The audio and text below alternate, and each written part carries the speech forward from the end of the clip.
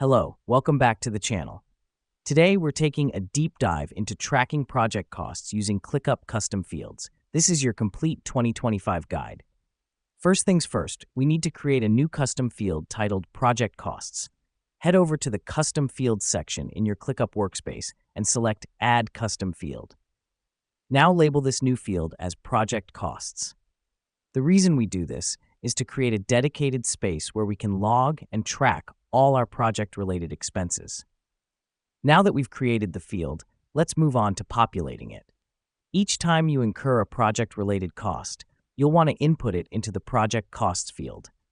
This could be anything from software subscriptions to freelancer fees.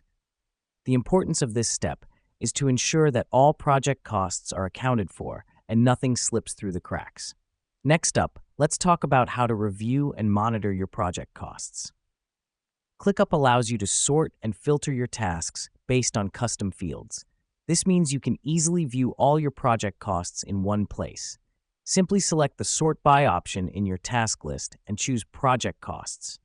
This helps us because it provides a clear overview of our spending and allows us to identify any areas where costs might be getting out of hand. Finally, it's crucial to regularly audit your Project Costs field. Make it a habit to review your costs weekly or monthly, depending on the scale of your project. This helps us keep a pulse on our spending and enables us to make necessary adjustments to stay within budget. So there you have it. Tracking project costs using ClickUp custom fields is as simple as that. It's an efficient and organized way to keep an eye on your project's financial health. Remember, the key is consistency in recording and reviewing your costs. Thanks for joining us today, and until next time, happy tracking.